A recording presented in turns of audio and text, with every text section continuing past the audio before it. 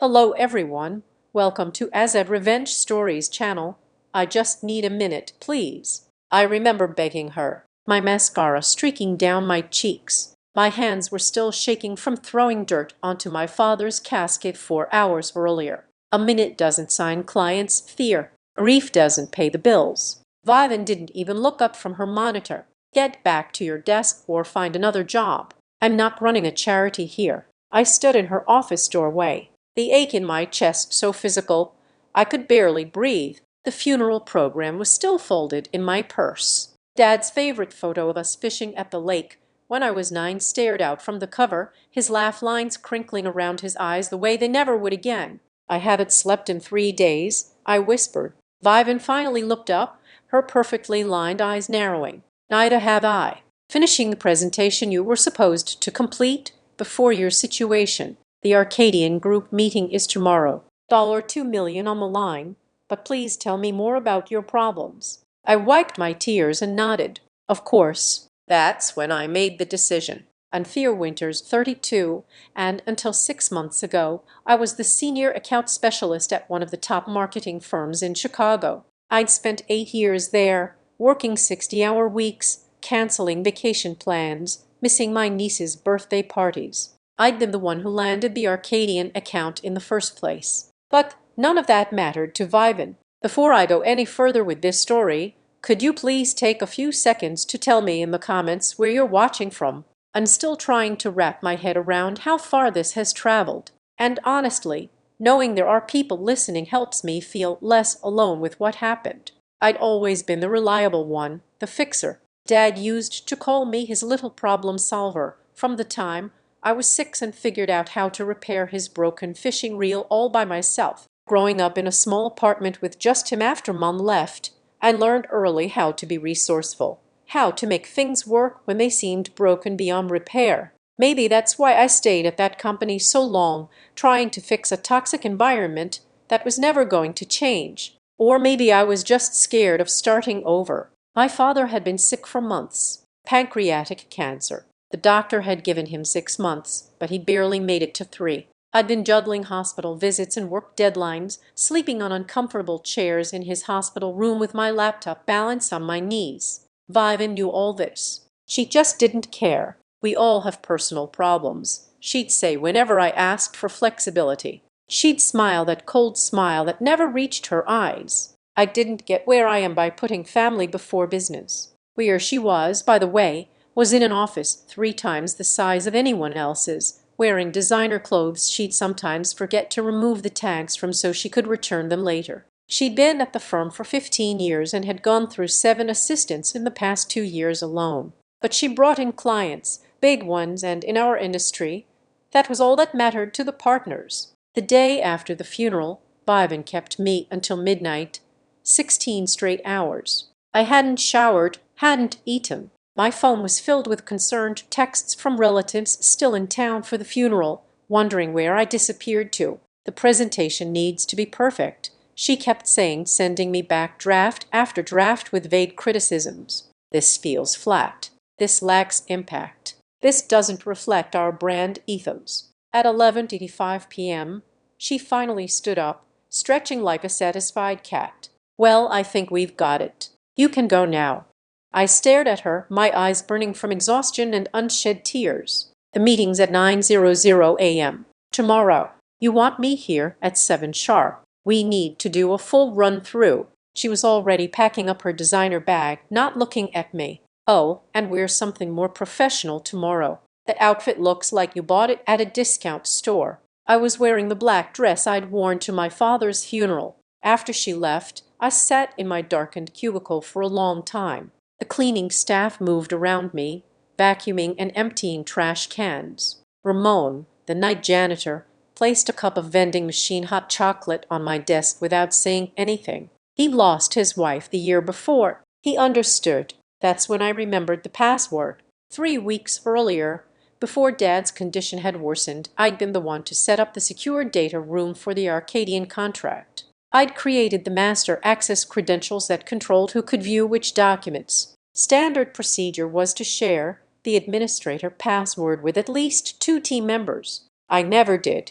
It had been a crazy day. Dad had been admitted to the hospital again, and I'd set up the data room between frantic calls with doctors. I kept meaning to email the password to Vivan and Dominic, the account director, but then Dad took a turn for the worse, and it slipped my mind.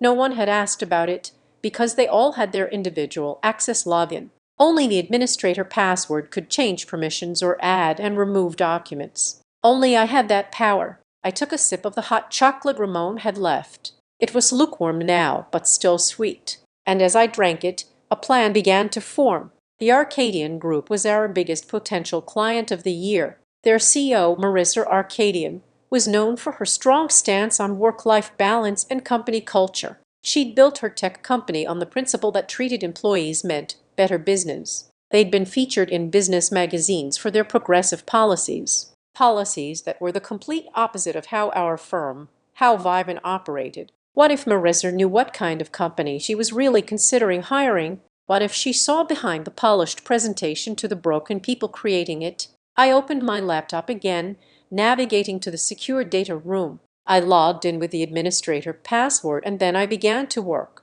I didn't alter any of the official documents. I'm not stupid, but I did create a new folder labeled Company Culture Overview Confidential. Inside, I uploaded a document. It contained everything: screenshots of emails where Vivan demanded employees cancel medical appointments, the time she made Owen work through his sister's wedding because family events happen all the time, billion-dollar clients don't, the staff turnover rates that were hidden from clients, the discriminatory comments she'd made about Allah's hijab, and my own story, including a photo of the funeral program and time-stamped emails showing Vivan's demands that I return to work immediately. I set the permissions so this folder would become visible to the Arcadian team at exactly 9:15 a.m.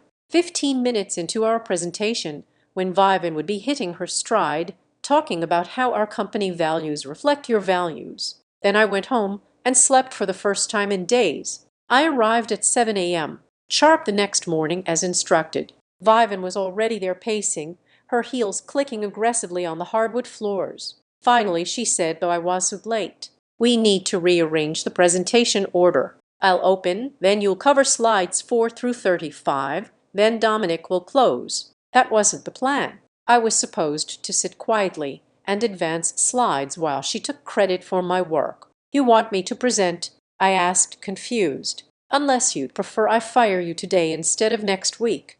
She snapped. My blood went cold. "But," Vivan sighed dramatically, "don't act surprised. Your performance has been slipping for months. All these personal issues affecting your work. I've been documenting everything.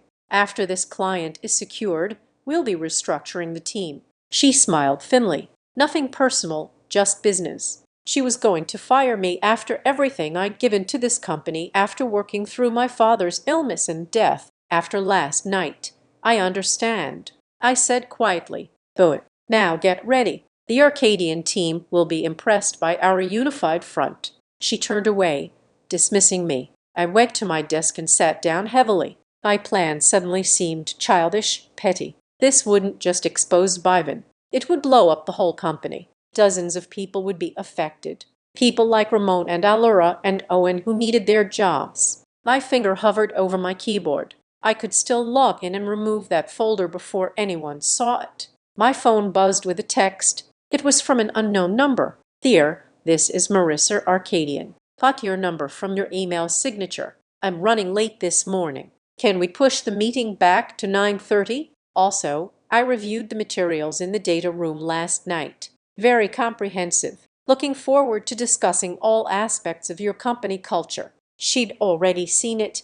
Everything. My hands started shaking. What had I done? At 9:30, Marissa Arcadian walked into our conference room with 2 members of her team. She was shorter than I expected, with silver-streaked hair cut in a sharp bob and keen eyes that missed nothing. Vivan was all smiles and firm handshakes. "Marissa, wonderful to finally meet in person. We are so excited to share our vision for your brand expansion."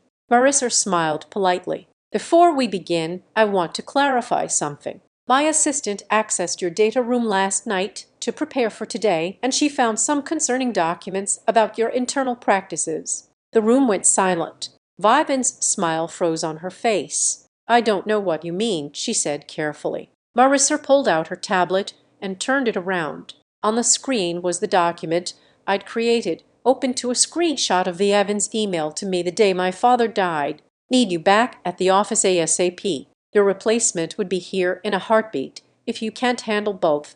Perhaps you can explain this approach to employee bereavement.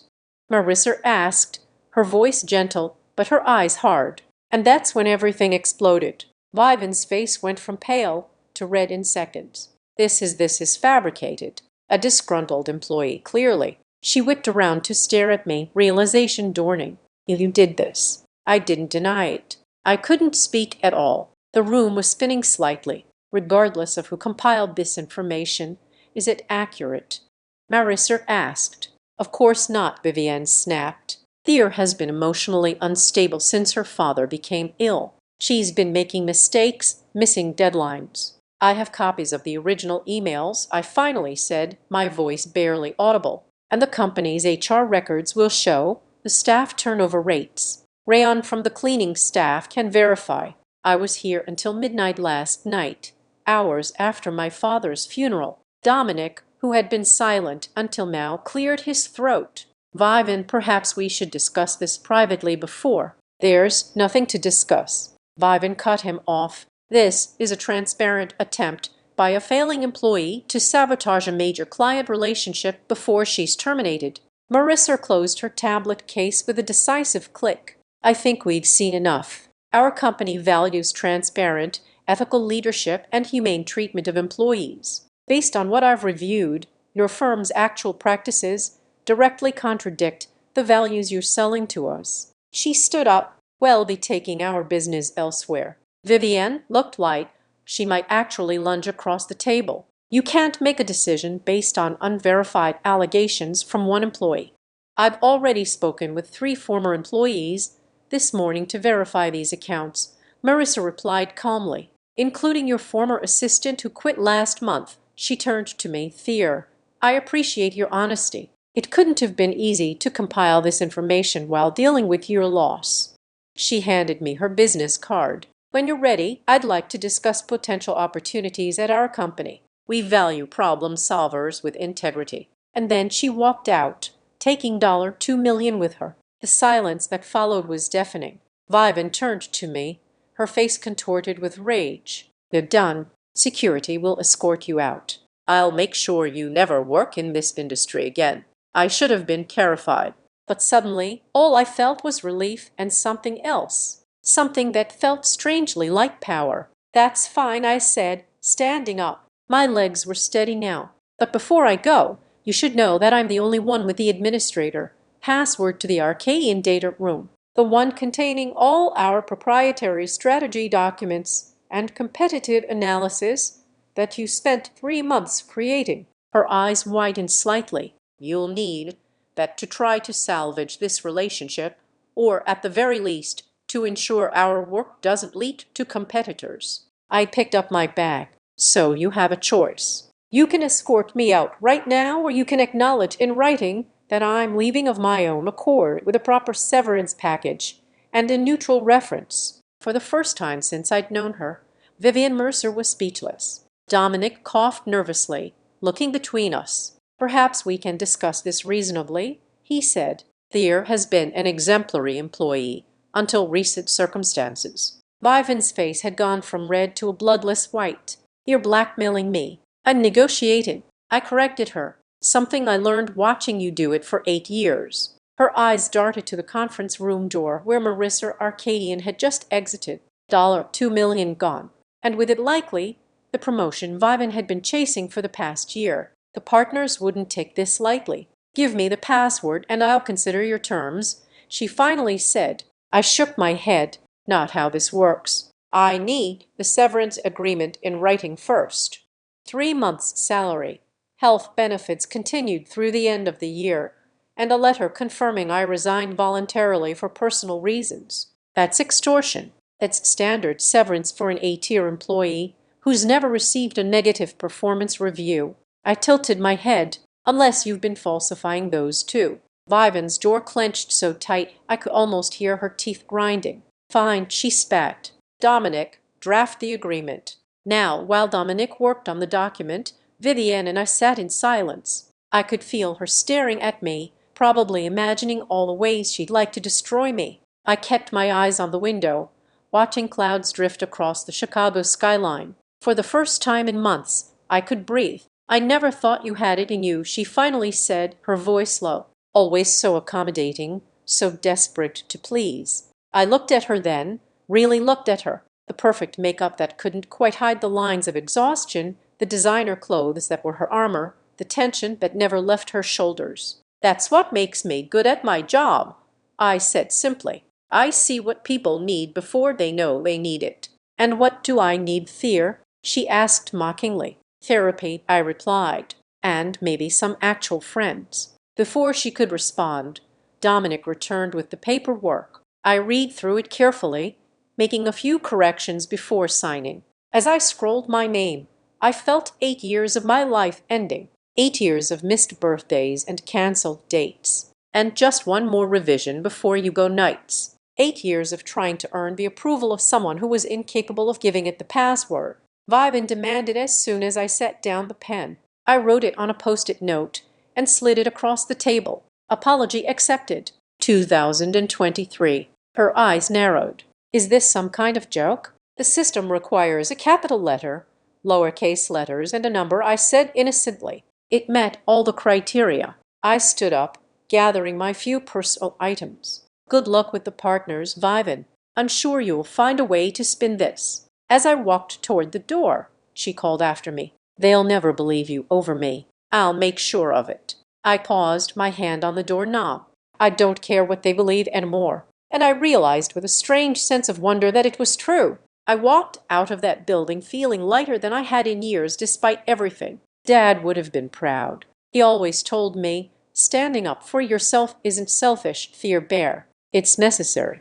For the next week, I slept. I mourned. I ordered takeout and didn't answer my phone. I went through Dad's things and cried over fishing lures and old photographs. I did all the grieving I hadn't been allowed to do. On day 8, I finally listened to my voicemails. 3 were from former coworkers expressing shock over what had happened. Apparently, Vivian had told everyone I'd had a mental breakdown and had to be let go. But the company grapevine was buzzing with rumors about the lost Arcadian account. The 4th message was from Marissa Arcadian herself. Dear, I hope you're taking care of yourself. When you're ready, I'd like to discuss a position that's opened up at our company. No rush. Grief takes the time it takes. Call me when you can. I didn't call her right away. Instead, I went to my father's favorite fishing spot on Lake Michigan. I sat on the pier where he'd taught me to bait a hook, where he'd shown me how patience and persistence could bring rewards. I scattered some of his ashes there, watching them disappear into the water he'd loved. I don't know what to do next. Dad, I whispered. A warm breeze brushed my face, and for a moment I could almost hear his voice. Yes, you do, Fear Bear. You always do. 2 weeks after walking out of my old job, I met Marissa for coffee. She didn't ask about what had happened at my former company. Instead, she asked about my father, about what I loved in marketing, about where I saw myself in 5 years if there were no obstacles in my way. We need someone to head up our community engagement initiatives, she said after listening thoughtfully. Someone who understands people, who can build authentic relationships with our users. The salary is competitive, and we have a strict policy about work-life balance. Why me? I asked. You barely know me. Marissa smiled. I know you stood up for what's right, even when it cost you. I know you're skilled enough that your former boss was willing to present your work as her own. And I know you're grieving a tremendous loss, but still found the strength to set boundaries. She sipped her latte. That's exactly the kind of integrity and resilience we need. I started my new job a month later. The difference was, well, it was everything. 9 to 5 hours that actually ended at 5. Coworkers who asked how I was doing and actually waited for the answer.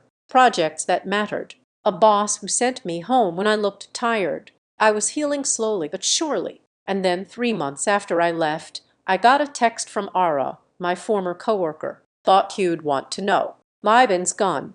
not just demoted. Gone. I called her immediately. What happened? Remember that password you gave her for the Arcadian data room? Turns out she used the same password for everything afterward, including her work email. All's voice was vibrating with barely suppressed glee. She never bothered to change it because, she's vibin'. And I prompted, my heart suddenly racing. And last week, someone from it was doing routine security checks. They logged into her email using that password, found everything. Their years of manipulated timesheets, expense reports with personal purchases coded as business expenses, emails where she took credit for other people's work, all paused for dramatic effect. And get this, she'd been secretly negotiating with our biggest competitor, planning to jump ship and take her clients with her. The room seemed to tilt slightly. Are you serious? Doubly. The partners called an emergency meeting yesterday. She was escorted out by security. No severance, no letter of recommendation, nothing. I sat down heavily on my couch. I never expected. But justice. Ara laughed. Neither did we, but your little password was the key that unlocked it all. Apology accepted, indeed. The universe has a sense of humor. After we hung up, I sat in the quiet of my apartment for a long time. I hadn't intended for this to happen. I'd simply wanted to escape with my dignity intact. But the password I'd chosen in a moment of bitter irony had become the instrument of Ivan's downfall. The perfect revenge isn't something you plot and execute. It's setting in motion a chain of events that allows someone to destroy themselves with their own worst qualities. Vivan's arrogance, her belief that rules didn't apply to her, her contempt for basic security protocols, these were what ultimately exposed her. I didn't feel the vindictive satisfaction I might have expected. Instead, I felt a strange sense of closure. The chapter was truly finished now. 6 months after starting at Arcadian, I was thriving. My team had launched a community mentorship program that was getting national attention. I'd made actual friends at work, people I had dinner with, people who checked on me when I had a bad day, and then came the industry awards ceremony. I hadn't planned to attend, but Marissa insisted our whole team go to support our nomination for the mentorship program. It's important to celebrate wins together, she'd said. The banquet hall was filled with marketing professionals from across the region. I was laughing at something my colleague Zane had said when I felt a prickle on the back of my neck. I turned and saw her, Vivan. She looked different. The designer clothes were gone, replaced by something more subdued. The perfect makeup was less severe, but the eyes were the same, sharp, calculating, missing nothing. She was standing with a group from a small local agency. From what Ara had told me, she'd struggled to find work after being fired. Her reputation had followed her. The only place that would hire her was a startup with no industry connections, a company too new to have heard the stories. Our eyes met across the room. For a moment, neither of us moved. Then, deliberately, I raised my champagne glass in her direction, a silent acknowledgement. She stared at me for a long beat before giving a slight nod in return. I turned back to my colleagues, to my new life, leaving Vivan in my past where she belonged. Later, that night our mentorship program won its category. As I stood on stage with my team, looking out at a room full of industry peers applauding our work done with integrity, with purpose, with humanity, I thought of my dad. See that fear bear? I could almost hear him say, that's what happens when you know your own worth. The truth is, revenge wasn't what healed me. It wasn't what rebuilt my career or restored my confidence. Those came from recognizing my own value, from finding a place where I could contribute without sacrificing my humanity, from honoring my grief instead of burying it under spreadsheets and client presentations. The greatest revenge wasn't exposing Vivan or causing her downfall. It was living well, thriving. Actually, after she tried to break me. 3 years have passed since that funeral day when I stood in Vivan's office, mascara streaking down my face, begging for basic human compassion. 3 years since I discovered just how strong I really am. I still visit Dad's fishing spot on his birthday. I still miss him every day, but the sharp edges of grief have softened, and in its place has grown something unexpected. Gratitude. I'm grateful for the breaking point that forced me to stand up for myself. Grateful for Marissa seeing potential in me when I could barely see it myself. Grateful even for Vivan, whose cruelty ultimately freed me from a life of silent compliance. Sometimes the worst moments of our lives become the catalysts for the best ones. Sometimes we need to be shattered before we can rebuild ourselves, stronger and truer than before. If you're watching this and you're in a place where someone is diminishing you, where your worth is questioned daily, where your humanity is secondary to your productivity, please know that there is life on the other side. There are workplaces where you're valued. There are people who will see your light even when others try to dim it. And if you've already walked away from something toxic, if you've already taken that terrifying leap into the unknown, I see you. I'm proud of you. Your courage matters. If this story resonated with you in any way, please hit that like button so others might find it too. Leave a comment about your own experience. I read every single one. And subscribe if you want to hear more stories about finding strength in unexpected places, because that's what we're all doing, isn't it? Finding our way back to ourselves, one brave decision at a time. Remember, the most powerful thing you can do when someone tries to break you isn't to break them in return. It's to piece yourself back together, stronger than before, and live a life so full and authentic that their absence becomes a blessing. That's not just revenge, that's redemption. I invite you to subscribe to the Azad Revenge Stories channel, like this video, and support me further by hitting the hype button so the story in this video can be heard by many more people. Thanks to all.